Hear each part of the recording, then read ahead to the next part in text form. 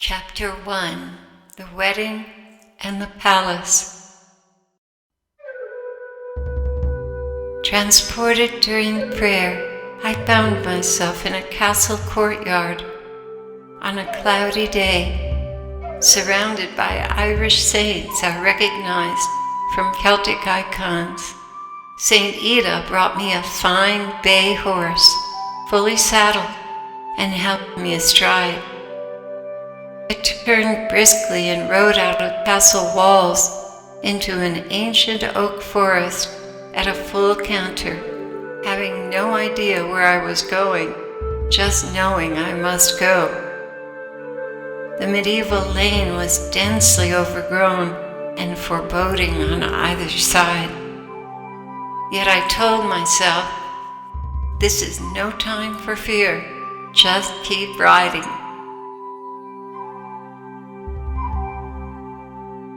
After a very short while, I arrived at a clearing with yet another castle. The drawbridge was down, and before I knew it, my mount passed without hesitation over the bridge and inside the walls where she came to a halt.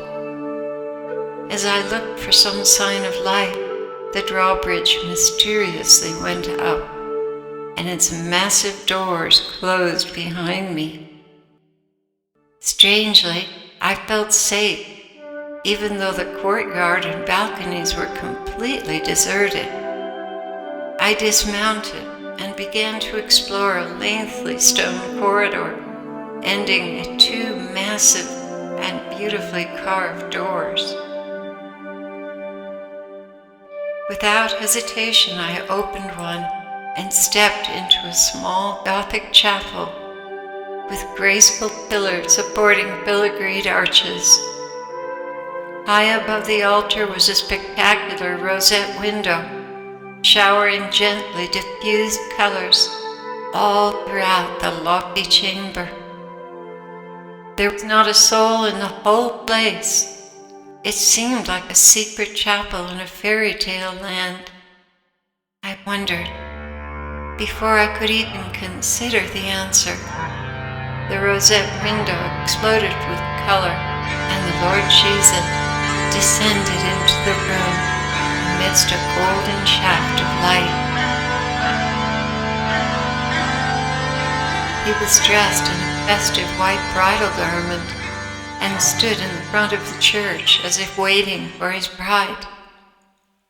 A wave of sweetness rushed into me when our eyes met, and I realized it was our wedding day, and he was waiting for me. In the next moment, I was taken out of my body, looking down on this whole scene from the choir loft, high in the back of the church. I saw myself standing in the very center of the aisle, dressed in an exquisite wedding gown, adorned with pearlescent folded dove wings from the back of my neck to my waist, and from there down, shimmery white satin embroidered with pearls sweeping 3 feet on either side onto the marble floor. A glorious rosette of angels surrounded me. They were plaiting my hair with pearls and working beneath my veil to put the finishing touches in my hair, preparing me for my heavenly spouse. Finally, they were finished, and an angel stepped forward. After a moment's consideration, I realized, you are my guardian angel. I had never seen him with such clarity before.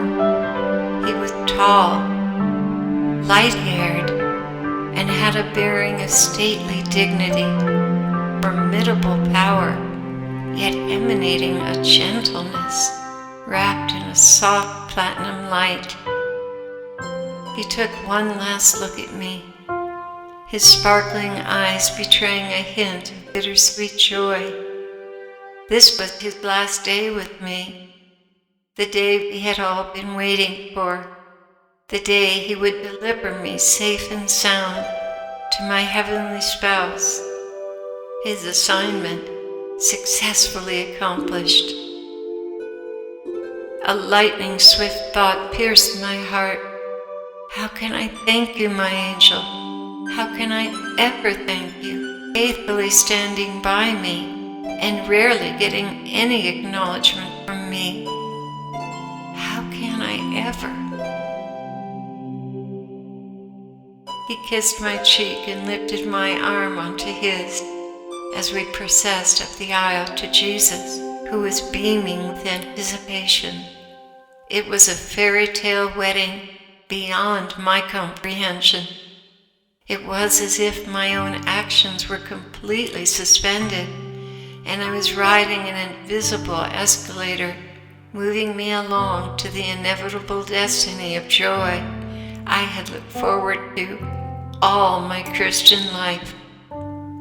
As I stood before the Lord, the love of my life, the one who had forgiven me failure after failure, the one who never tired of giving me another chance, the one who upheld me and had to live with my darkest side.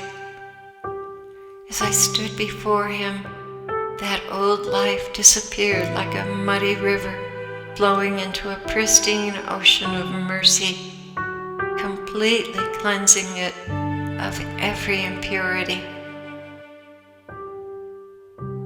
He took a golden ring with 3 sparkling marquise diamonds and placed it on my finger, saying, "With this ring I thee wed," and kissed me tenderly. Then, grasping my right hand, we began to lift off the cathedral floor into the air until we had ascended through the rosette window heavenward. I felt enveloped in a sacred wonder that carried me aloft with the spouse of my immortal soul.